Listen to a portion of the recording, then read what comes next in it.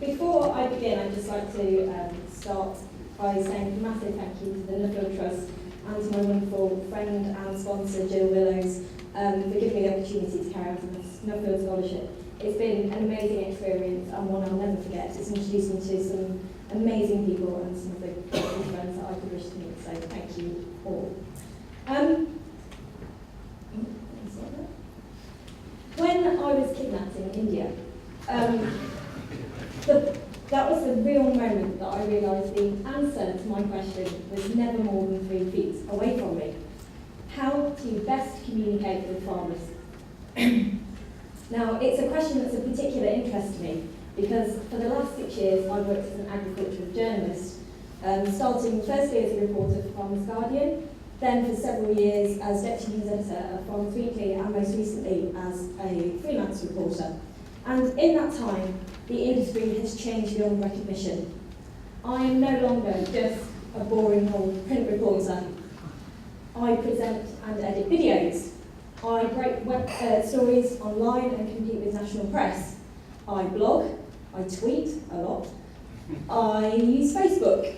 I create podcasts, I audio boo. And it got me thinking, if I'm getting swamped with all of this stuff, then how on earth do farmers feel? Are they really getting any benefit from it? Am I completely wasting my time? In the past, the view was always that farmers got their information from publications like Farmers Weekly, Farmers Guardian, and print publications from people like DEFRA and the NFU. But with the invention of the internet, that's all changed. People have been getting news more immediately from their computers, and as we've developed from mobile phones and things like that. So the view is that print's dead. Now, in many industries, that might actually be the case. In most markets, that is the case. But I don't think that that's the case for agriculture at the moment. Farming press like Farmers Weekly and Farmers Guardian, they have a place in farmers' hearts. They've grown up with the brands. They're 78 years old. They're respected. They're trusted. Farmers like to come home after a hard day's work and sit by the fire and read their papers. So wherever I went in the world, whether it was Australia, America, Canada, every farmer said the same thing. They're happy to use the internet. They'll find information on the internet, but they won't actually ever put down their newspaper because they like it. This is a farmer called John Reevestek. He's an arable farmer from Illinois, and he was stereotypical of a lot of the farmers that I met while I was travelling. He uses the internet to get information, not just news, just information, and that's things like weather, that's prices, that's information about his crops, what his other farmers are doing around the world, loads of different things. But he doesn't necessarily go to newspaper sites like the ones I run. He uses social media, and in particular, Twitter. Now, just to explain to those who don't know what Twitter is, it's a social networking site where people have 140 characters, and you can write either what you're doing, or a piece of information, a bit of news, you can talk to your friends, you can ask questions, and it's really taken off. It has 200 million users around the world. It's absolutely huge. I have about 3,000 followers, and when you bear in mind that each of those has about 400 followers, if I tweet a message, and that is then retweeted by them, that's 1 million people that I've got in contact with. It's huge. And it's something that's really, really taken off within agriculture, with thousands of farmers using it, and talking about what's going on in their farms and how their days are going. I went to the Chicago Board of Trade and spoke to some traders there, and they said that Twitter is so huge in agriculture, they can actually predict what's going to happen in the markets by using it, because they look at what farmers are talking about in terms of yields and the crops they're putting in, the weather and so on. I use it as a journalist as well because I find contacts, I get story ideas, I discuss things with farmers, but I also get in touch with MPs, people who lead boards of massive companies. I get in touch with so many different people through it. It's really, really useful. And I'm not the only journalist doing that. This is a lady called Latika Burke. She's a national TV journalist in Australia, and I met her in Canberra. And she's actually won awards for her innovative use of Twitter. She's breaking stories on this social media site, but she's doing it in a way that's really engaging people and really helping them get a better understanding of politics. And this kind of thing is really useful, and it could be really useful, and it's taken off massively with farmers. And why has it? Well, this takes me back to my original situation of being kidnapped.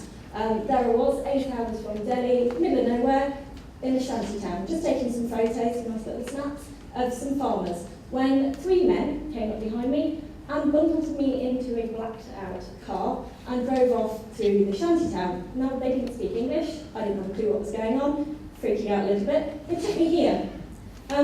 Now, this wasn't actually a dungeon. It turns out that this is an Indian farmer's idea of hospitality. But at the time I didn't know that, and I thought, quite genuinely, that I was being kidnapped. So what did I do? In the middle of nowhere, I got out my trusty mobile phone, and I updated my Facebook status. I just put this up there, because this is a very helpful comment I got from Scholar Matthew Naylor. When I said, I think I've been kidnapped, he said, all positive experience, enjoy the rest of the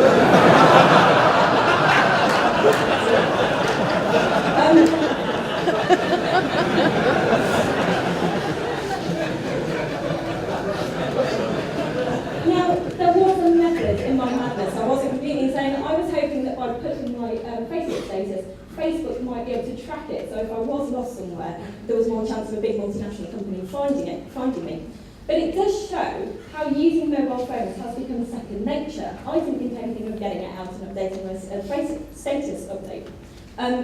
But also, it shows that people like to share, and that is a huge thing in agriculture, especially when people are a lot more remote at the moment and find it difficult to perhaps connect with people in the way they did before. And, I was talking to someone from Google a few weeks ago, and he said that the average mobile phone user is never more than 3 feet away from their phones.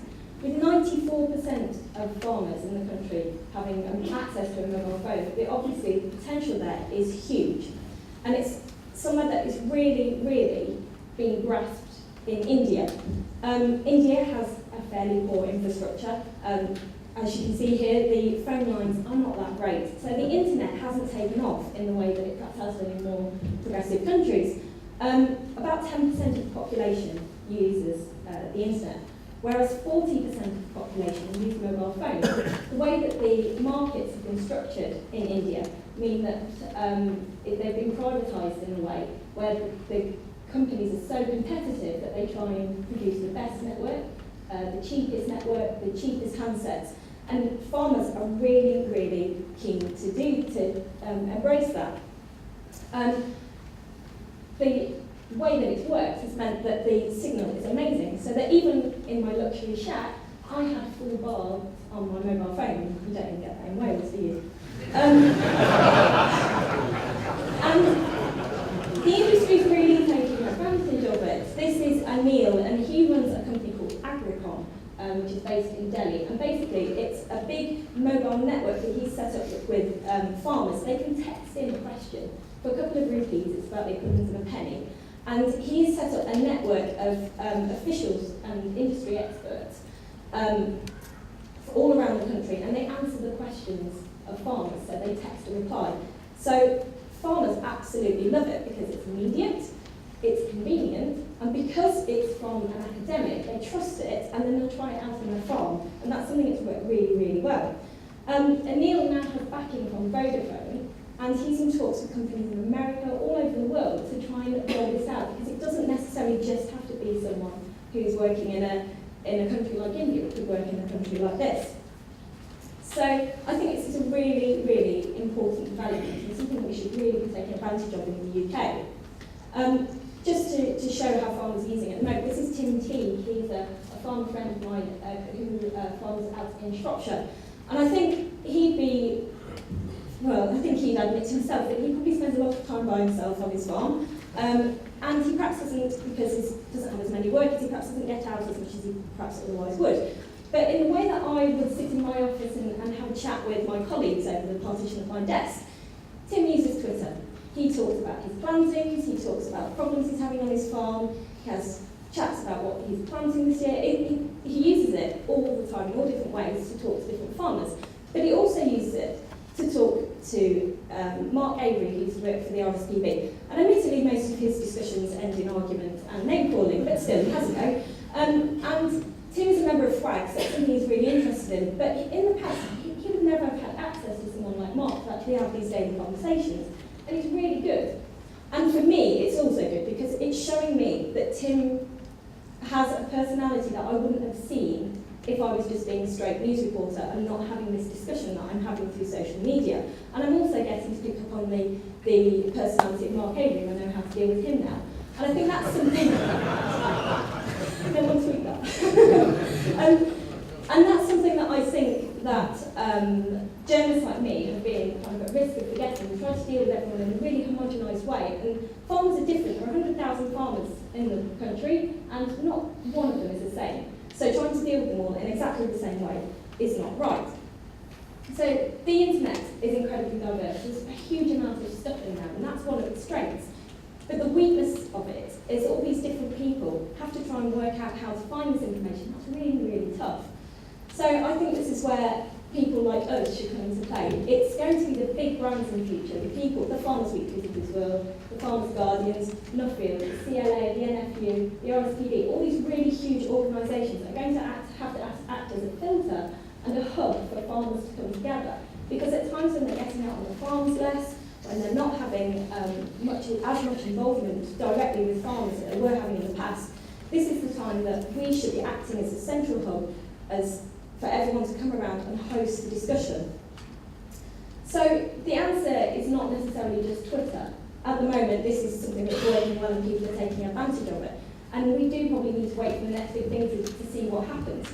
But we need to be providing skills, and we need to be gaining the skills to socialise in this brave new world of agriculture and communication that we're living in at the moment. Thank you very much.